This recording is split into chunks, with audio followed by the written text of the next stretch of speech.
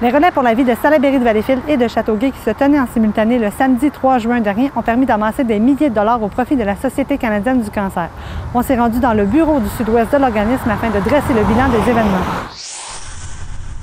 On est ici en fait pour parler des relais pour la vie, respectivement de Châteauguay et Valleyfield. On va commencer avec celui de Valleyfield. Ça a pris place le 3 juin dernier au Parc Sauvé. Oui.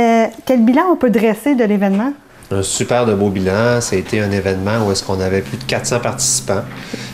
Malgré la météo qui était incertaine, on a eu une belle nuit sous les étoiles et puis il y a eu plusieurs survivants. On parle de près d'une centaine de survivants en compagnie de plusieurs aidants et des dizaines de visiteurs. Alors, on avait des artistes variés. On avait Claudel, on avait Oliver Charles, on avait No Gravity qui sont venus faire de la danse. Ça a été une soirée avec plein de belles cérémonies. La cérémonie des luminaires, Marc-Claude, il y a eu 3200 luminaires qui ont éclairé le Parc Sauvé.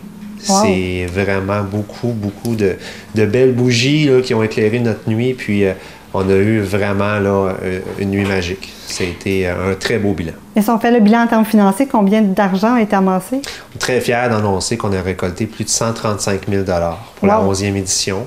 Ce qui cumule une moyenne par participant d'environ de 300 $. Alors, c'est exceptionnel. Alors, on est très satisfaits. Et si on se transporte du côté de Châteauguay, parce que le relais pour la vie se tenait également là, en simultané, donc oui. Le 3 juin, c'était à l'Agora citoyenne. Oui. Est-ce que l'objectif fixé en termes financiers là, pour ce relais-là a été atteint? Absolument. Absolument, même dépassé. Encore une fois, Relais pour la vie à Châteauguay, tout d'abord, comité organisateur extraordinaire, très proactif, qui est composé de gens de plusieurs milieux, de plusieurs cohortes, des gens d'expérience, des nouvelles personnes.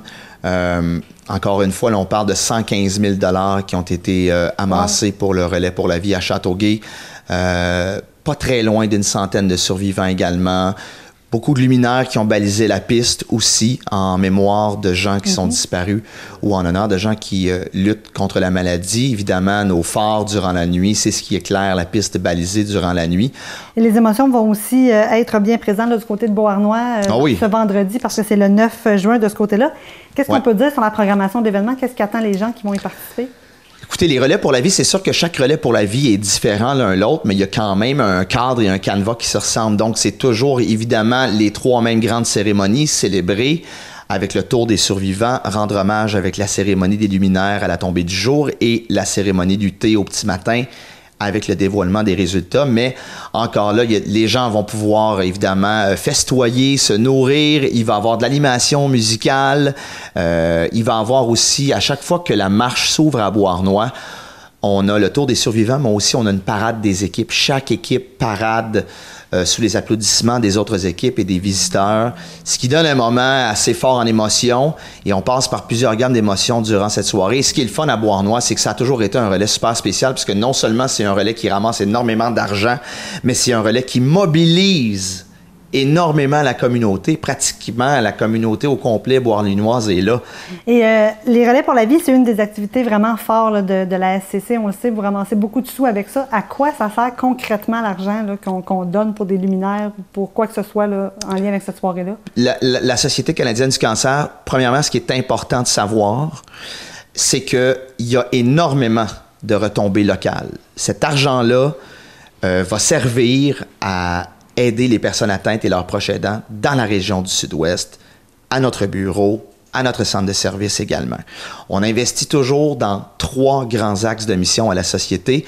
C'est probablement aussi pourquoi on est l'organisme qui en fait le plus contre tous les cancers, sans exception. On offre évidemment un éventail de services à la population, aux personnes atteintes et à leurs proches aidants. Évidemment, ces personnes-là ont besoin de soutien, donc c'est important de les accompagner. On en offre un éventail, on pourrait en parler pendant des heures, mais principalement, c'est vraiment des services d'aide psychologique, également des services de prêt de prothèses capillaires, prêt de prothèses mammaires, on soutient financier également pour le transport, pour les gens qui sont qualifiés, et j'en passe. Ensuite, notre deuxième axe de mission, et c'est toujours investi à peu près également, 33%, 33%, 33%, activités de prévention à la grandeur du Québec, sur le territoire. Évidemment, il y a énormément de facteurs préventifs qu'on peut prendre en ligne de compte, mais on s'attaque principalement au plus important, la surexposition au soleil, aux rayons UV, également le tabagisme. Donc ça, ce sont 2 chevaux de bataille très importants à la société. Et le 3e volet, investissement dans les différents instituts de recherche et hôpitaux du Québec, que ce soit à Sherbrooke, à McGill, à Montréal.